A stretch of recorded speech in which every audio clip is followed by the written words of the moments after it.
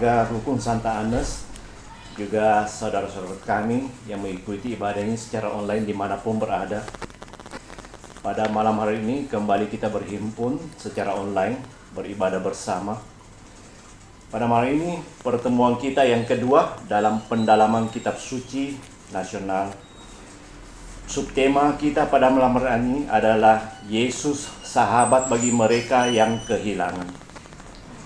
Saudara-saudari yang terkasih dalam Kristus, sejak merebaknya pandemi COVID-19, ada banyak orang yang kehilangan anggota keluarga, sanak saudara, sahabat, dan kenalan. Hal ini jelas mengoreskan luka di hati mereka yang ditinggalkan. Luka ini semakin dalam dan pedih ketika mereka tidak bisa menyentuh atau melihat orang-orang yang terkasih itu untuk terakhir kalinya. Karena aturan protokol kesehatan demi melindungi diri dari paparan COVID-19. Luka hati yang dalam dan pedih ini bisa membuat iman kita kepada Allah yang penuh kasih menjadi goyah. Menghadapi situasi dan pengalaman tersebut, kita perlu merenungkan dan menimba kekuatan dari sosok Yesus yang tampil sebagai sahabat bagi orang-orang yang kehilangan. Agar kita semakin menyadari dan mengimani bahwa Yesus tidak akan pernah meninggalkan kita ketika kita sedih, kecewa, dan marah karena kehilangan sanak keluarga. Kisah kunjungan Yesus kepada Marta dan Maria kiranya menyadarkan kita bahwa Yesus tidak pernah akan meninggalkan kita. Sebaliknya, Ia akan mengunjungi kita, yaitu jika kita memiliki relasi yang dekat dengannya. Mari saudara kasih, sebelum memulai ibadah kita buka ibadah kita ini dengan lagu pembukaan.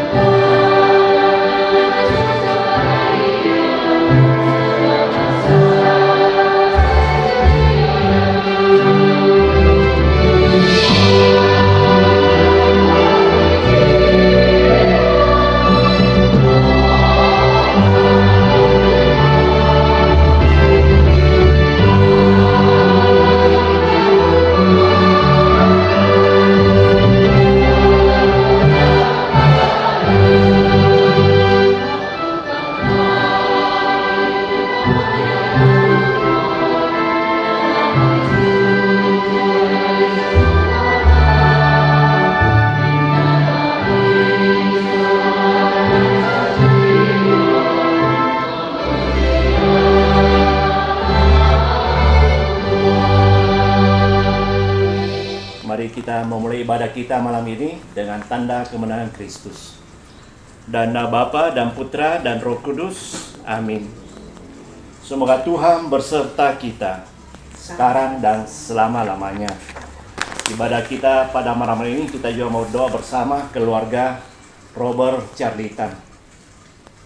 Saudara-saudari yang dikasihi dalam Kristus, dalam pertemuan kedua ini kita diajak untuk mendalami dan merenungkan perikop dari Injil Yohanes yang menceritakan tentang Lazarus yang dibangkitkan.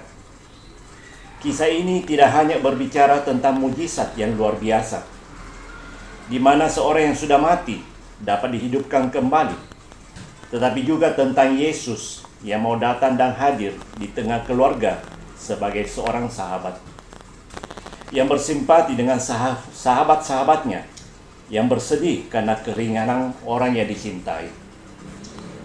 Mari saudara kasih, sebelum memulai ibadah kita mempersiapkan diri kita mau nyatakan sesal tobat kita di hadapan Tuhan.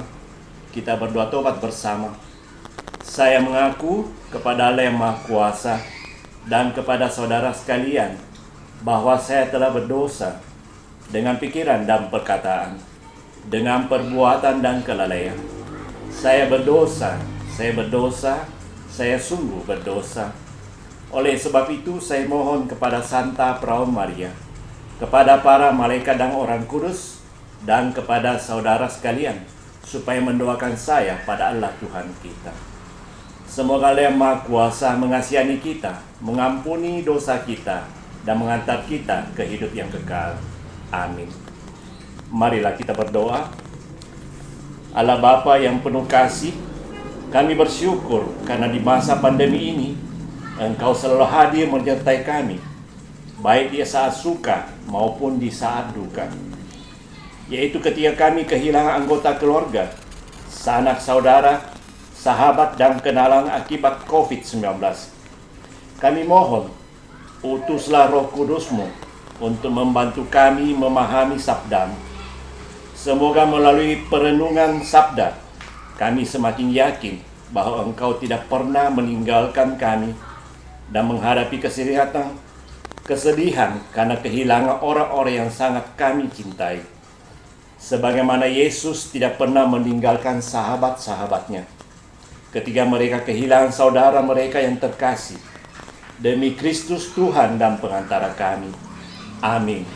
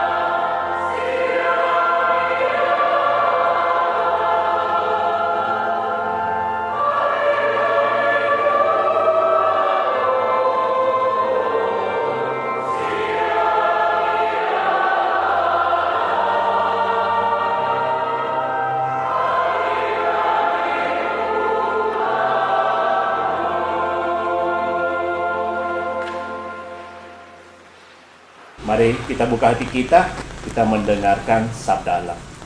Semoga Tuhan beserta kita sekarang dan selama-lamanya. Inilah Injil Yesus Kristus menurut Yohanes. Dimuliakanlah Tuhan.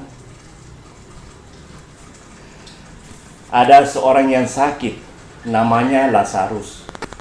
Ia tinggal di Betania, kampung Maria dan adiknya Marta.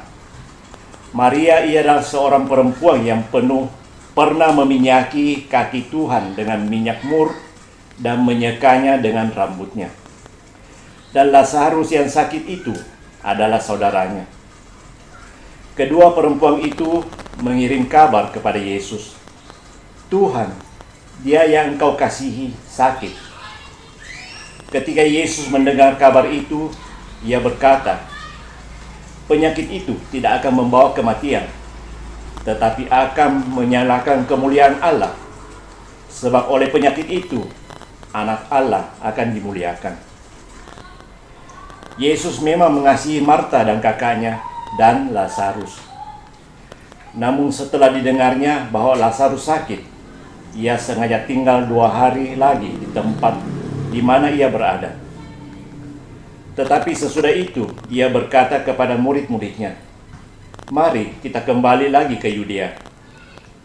Murid-murid itu berkata kepadanya, "Rabi, baru-baru ini orang Yahudi mencoba melempari engkau.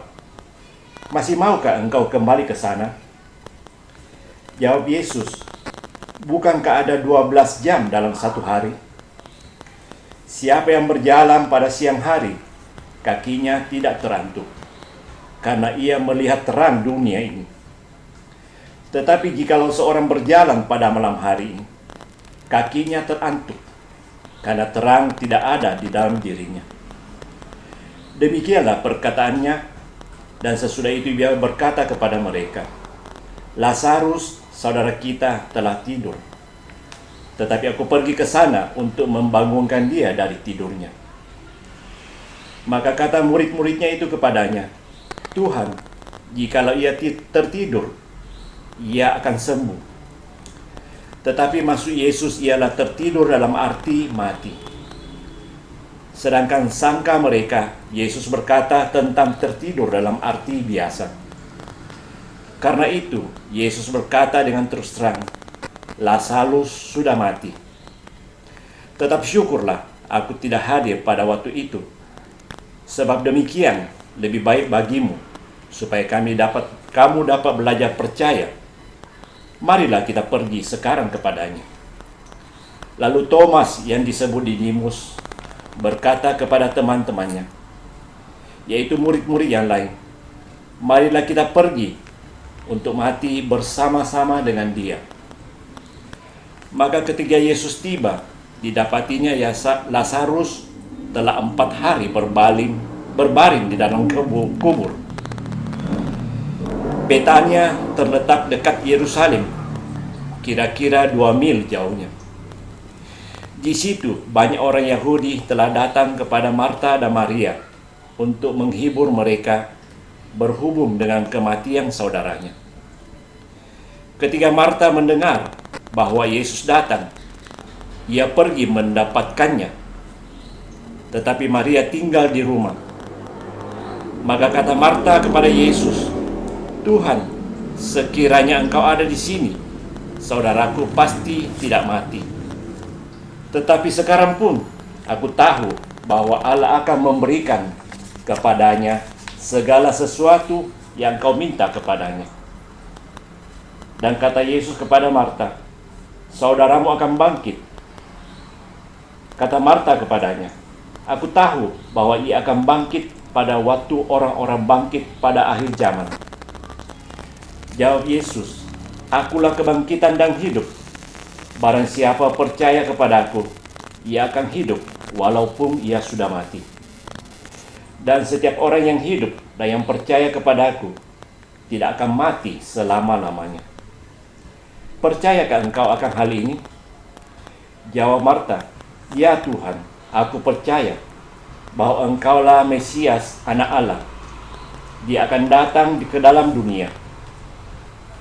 Dan sesudah berkata demikian, ia pergi memanggil saudaranya Maria dan berbisik kepadanya, "Guru ada di sana, dan ia memanggil engkau." Mendengar itu, Marta segera bangkit lalu pergi mendapatkan Yesus. Tetapi waktu itu Yesus belum sampai ke dalam kampung itu. Ia masih berada di tempat Marta menjumpai dia. Ketika orang-orang Yahudi yang datang bersama-sama dengan Maria di rumah itu untuk menghiburnya, melihat bahwa Maria segera bangkit dan pergi keluar, mereka mengikutinya karena mereka menyangka bahwa ia pergi ke kubur untuk meratap di situ. Setibanya Maria di tempat Yesus berada dan melihat dia, tersungkurlah ia di depan kakinya dan berkata kepadanya, "Tuhan, sekiranya engkau ada di sini, saudaraku pasti tidak mati." Ketika Yesus melihat Maria menangis dan juga orang-orang Yahudi yang datang bersama-sama dengan dia, maka masyurlah hatinya. Ia sangat terharu dan berkata, "Di manakah ia kamu baringkan?" Jawab mereka, "Tuhan, marilah dan lihatlah." Maka menangislah Yesus. Kata orang-orang Yahudi, "Lihatlah betapa kasihnya kepadanya." Tetapi beberapa orang di antaranya berkata, "Ia yang memelihara mata orang buta, tidak sanggupkah ia bertindak sehingga orang itu tidak mati?" Maka masgullah pula hati Yesus. Lalu ia pergi keluar ke kubur itu. Kubur itu adalah sebuah gua yang ditutup dengan batu. Kata Yesus, "Angkat batu itu." Marta, saudara orang yang meninggal itu, berkata kepadanya, "Tuhan, ia sudah berbau, sebab sudah 4 hari ia mati." Jawab Yesus, "Bukankah sudah kukatakan kepadamu, jikalau engkau percaya, engkau akan melihat kemuliaan Allah?" Maka mereka mengangkat batu itu. Lalu Yesus menengadah ke atas dan berkata, "Bapa, aku mengucap syukur kepadamu karena engkau telah mendengarkan aku.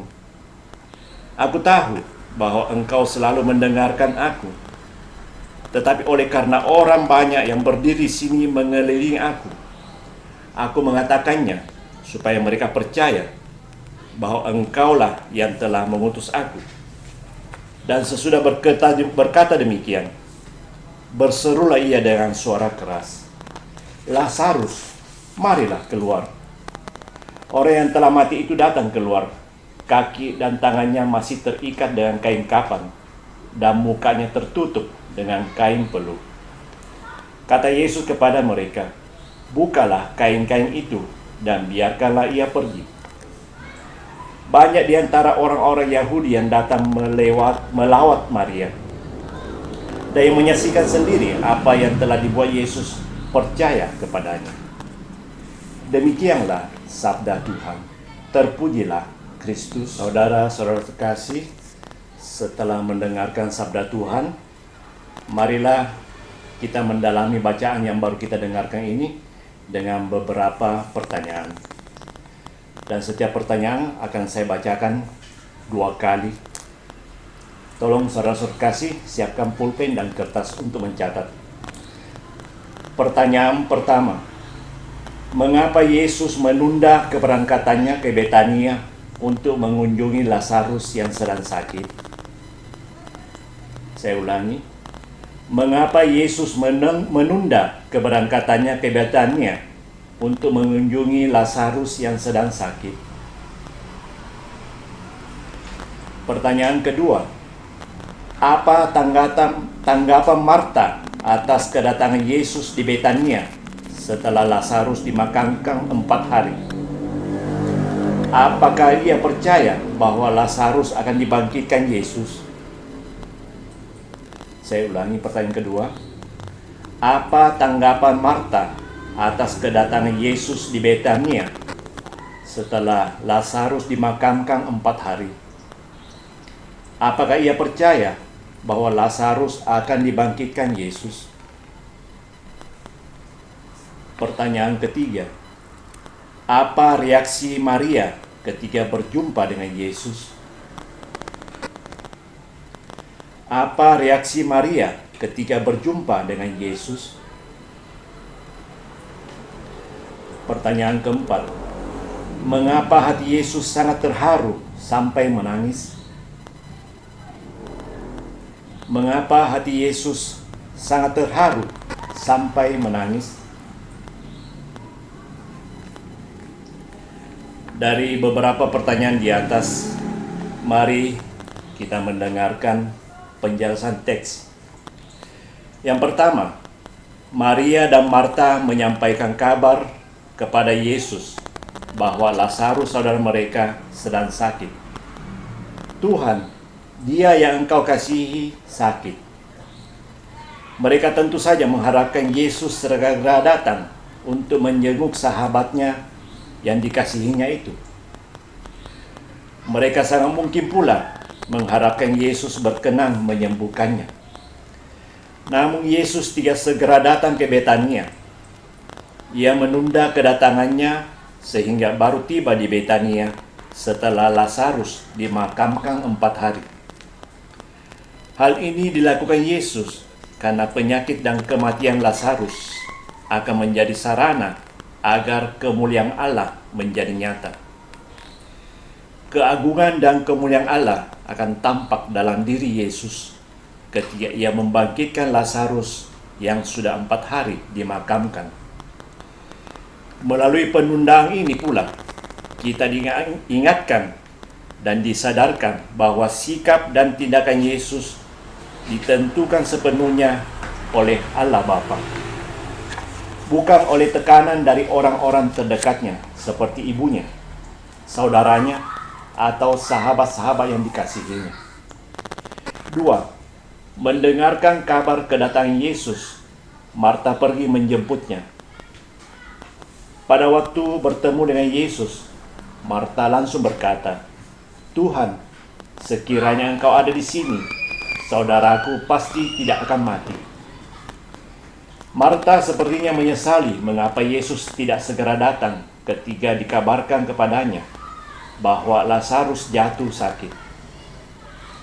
Ia bersikap demikian karena percaya pada kuasa Yesus untuk menyembuhkan orang sakit dari berita-berita tentang mujizat penyembuhan yang telah dilakukannya.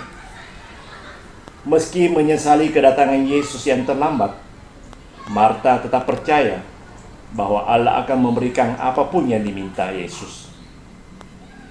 Di sini, Marta mengakui karya Allah di balik mujizat-mujizat atau tanda-tanda yang dikerjakan Yesus. Walaupun dia kurang percaya pada kata-kata Yesus bahwa Lazarus saudaranya akan bangkit lagi. Dia memang percaya bahwa Lazarus akan dibangkitkan, tetapi pada akhir zaman. Seperti keyakinan umum di kalangan orang-orang Yahudi pada masa itu. Itulah sebabnya Yesus menyatakan dirinya sebagai kebangkitan dan hidup. Akulah kebangkitan dan hidup. Barang siapa percaya kepadaku, ia akan hidup walaupun ia sudah mati. Dan setiap orang yang hidup dan yang percaya kepadaku tidak akan mati selama-lamanya. Marta semakin maju dalam imannya dengan percaya pada pewahyuan dari diri Yesus sebagai kebangkitan dan hidup. Walaupun mungkin belum memahami sepenuhnya, ia mengungkapkan imannya dengan berkata, "Ya Tuhan, aku percaya bahwa Engkaulah Mesias, Anak Allah." Dia yang akan datang ke dalam dunia. Pengakuan iman ini sama dengan yang ingin dicapai oleh penginjil Yohanes. Semua yang tercantum di sini telah dicatat supaya kamu percaya bahwa Yesuslah Mesias, Anak Allah, dan supaya kamu oleh imanmu memperoleh hidup dalam namanya. Yang ketiga, Maria segera bangkit dan pergi menjumpai Yesus setelah diberitahu oleh Marta secara pribadi. "Guru ada di sana dan ia memanggil engkau." Ketika berjumpa dengan Yesus, Maria tersungkur di depan kakinya. Hal ini mengungkapkan banyak arti. Tindakan Maria ini bisa mengungkapkan kesedihan, permohonan, dan hormatnya kepada Yesus sebagai gurunya. Maria lalu mengatakan persis seperti yang dikatakan Marta. "Tuhan, sekiranya Engkau ada di sini, saudaraku pasti tidak mati." Sama seperti Marta, kata-kata Maria ini mengungkapkan imannya yang bercampur dengan kekecewaan. Ia juga mengungkapkan kesedihannya secara terbuka di hadapan Yesus. Walaupun Lazarus sudah dikubur 4 hari, namun Marta masih menangis sedih. Yang keempat, mendengar tangisan Maria, maskulah hati Yesus.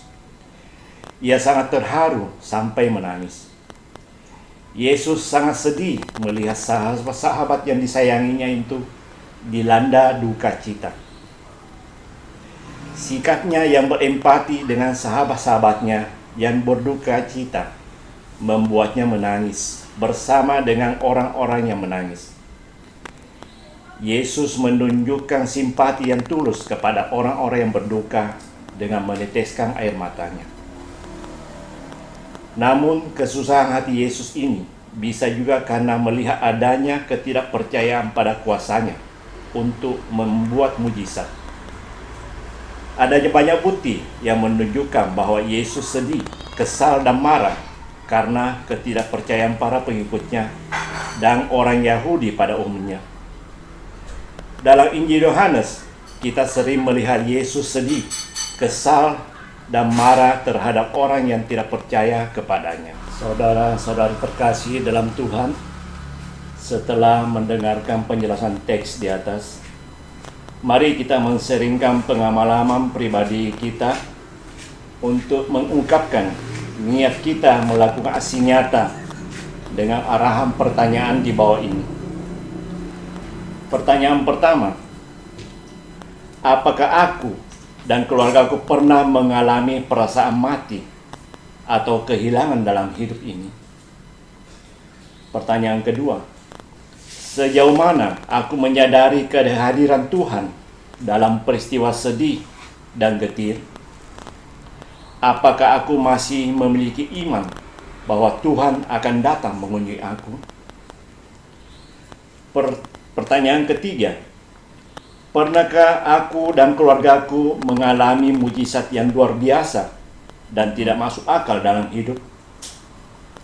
Bagaimana reaksi dan sikapku ketika mengalami hal itu? Apakah semuanya itu semakin menambah dan menguatkan imanku kepada Tuhan? Atau aku menganggap sebagai kebetulan belaka? Pertanyaan keempat, sudahkah aku bersikap seperti Yesus yang datang dan hadir untuk memberikan penghiburan dan semangat hidup bagi orang yang mengalami kesedihan karena kehilangan orang yang dicintai? Pertanyaan kelima, apakah aksi nyata yang akan aku lakukan selama seminggu ke depan bagi sahabat atau tetangga yang mengalami kesedihan karena berbagai alasan? Itulah beberapa pertanyaan permenungan untuk kita sepekan ke depan.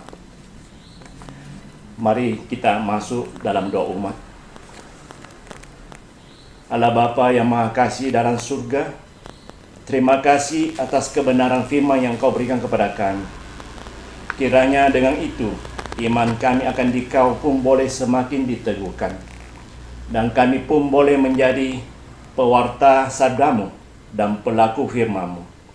Marilah kita mohon, kabulkanlah doa kami ya Tuhan. Kami juga mengucap syukur atas bertambahnya setahun lagi usia dari ibu kami yang terkasih, Ibu Anggriani, dan juga anak kami yang terkasih, Frederick Varian Amil, anak dari Pak Heri Kuncara.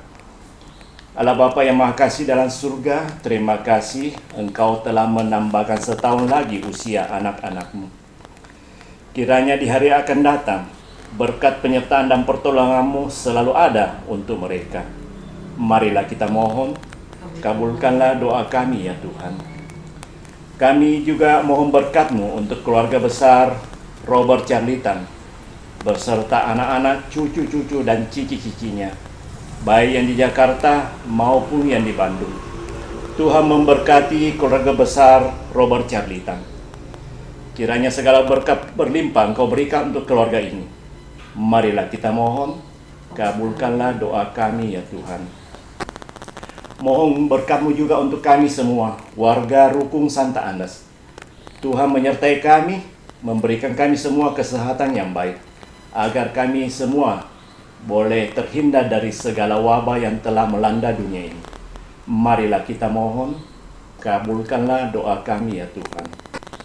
Mohon berkat-Mu juga ya Tuhan, untuk saudara-saudari kami, baik warga Rukun Santa Anas maupun warga paroki kita yang mengalami gangguan kesehatan. Tuhan berkenan memberkati mereka, memulihkan mereka, dan mengembalikan kesehatan mereka semua. Marilah kita mohon, kabulkanlah doa kami ya Tuhan. Allah Bapa yang Maha Kasih dalam surga, itulah ungkapan doa kami. Berkenanlah Engkau mengabulkannya. Demi Yesus Kristus Tuhan dan pengantara kami. Amin. Mari kita menyatukan doa kita seperti doa yang diajarkan oleh Yesus sendiri kepada kita. Bapa kami yang ada di surga, dimuliakanlah namamu, datanglah kerajaan-Mu. Jadilah kehendak-Mu di atas bumi seperti dalam surga.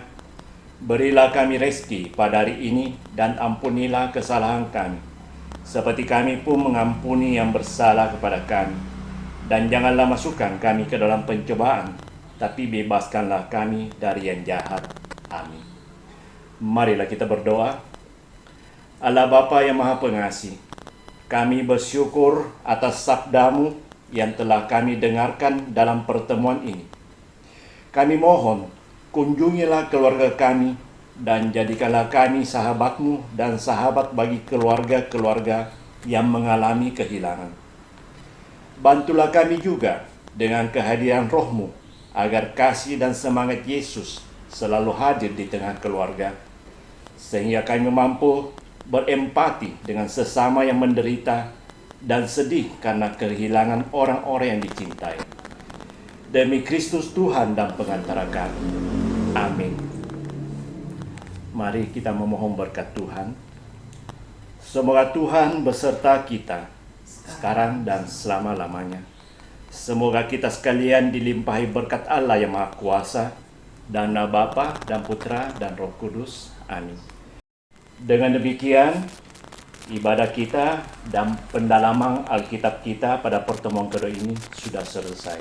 Syukur kepada Allah. Santo Fransiskus Assisi, doakanlah kami.